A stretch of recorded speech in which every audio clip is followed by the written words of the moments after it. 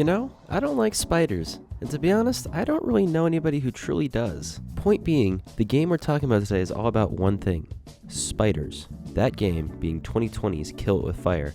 The whole point of this game is to search through each level and try and find as many spiders as you can to kill them. And I think the best way to kind of talk about the setup is just by going through the first level.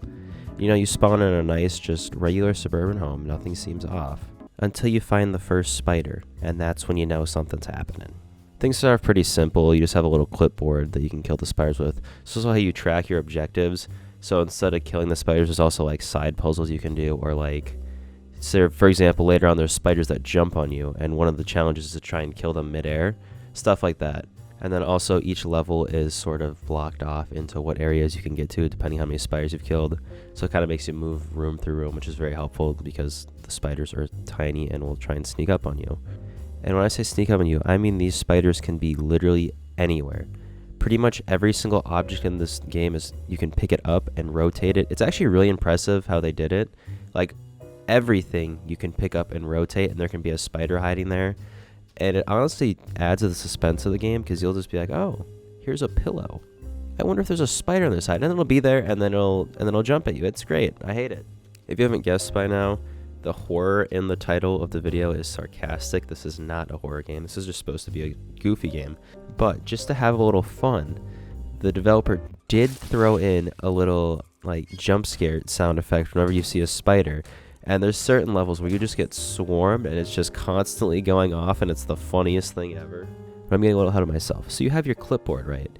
What do you think the next logical step is? Clipboard, you know, not really doing the thing. Well, you're wrong. It's a flamethrower. Everything is completely under control right now. Yup. This game wastes no time upping the ante. We go from a clipboard to a makeshift flamethrower in one level. And yes, everything is flammable. So you can just set an entire room on fire, and it is fantastic. As you might have guessed, this game does lean into the chaos that is caused, and honestly, it's probably the best way to find the spiders. Just tear the rooms apart. And honestly, I think it's the developer's intention, because like I said, these spiders will be anywhere and everywhere. I know I just said there's no horror elements to this game.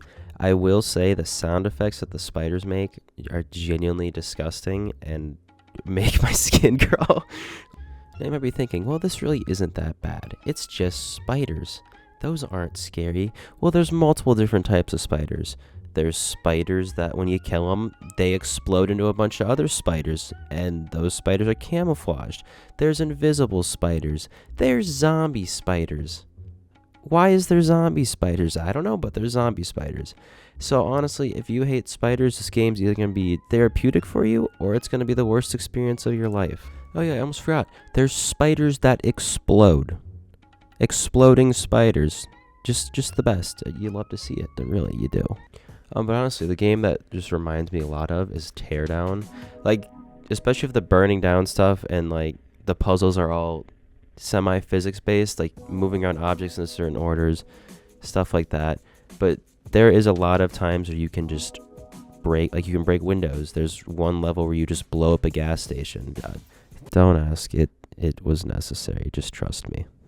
Another thing I gotta give this game credit for is it really doesn't overstay its welcome with ideas.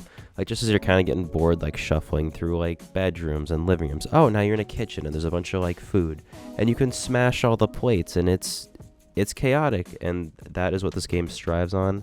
It is chaos, while there is also just spiders everywhere, which is honestly my worst nightmare. It's also surprisingly in depth. Like, there is upgrade systems where you can get perks. For example, you can get a better sprint. You can get like a scope that sits on your clipboard. To be honest, I don't really know what that one does. It's just kind of funny, and you spend 6 skill points on it. But point being, there are skills unlocked, and to unlock those skills, you have to earn skill points by doing challenges. And then you also have to do the challenges to unlock the ability to unlock the skill. So it kind of builds on itself, and it pushes you to do more than just kill the spiders and beat the game in 20 minutes, because this is a short game. Me messing around and doing a lot of the extra content, still, I have like 2.5 hours. Granted, I didn't do everything, but this is a shorter game. But honestly, it's really replayable because each level gives you a new piece of equipment, or actually a couple new pieces of equipment that you get to keep from then on, and you can go back to the old levels with that equipment. I gotta say, I think my favorite one is, minor spoiler here, you go to the backyard. This level is awful, by the way. If your backyard looks like this, call someone, please. But anyways, you unlock a lawnmower, and you might think, oh, I can only use this for this level because one of the challenges is mowing the grass. No, you can just put the lawnmower anywhere. Speaking of the gas station level, just put a lawnmower in there. Why not? See what happens.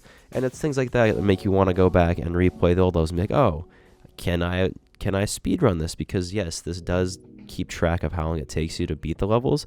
I don't think it does anything. It's just kind of like a fun statistic.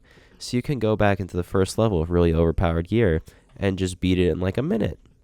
I will say, though, I'm not going to spoil this. I do think the ending of this game is really cool, and it kind of comes out of left field. Like, looking back, it hints at it a little bit, but the ending is really cool, and I do think it's worth the run through just to see it.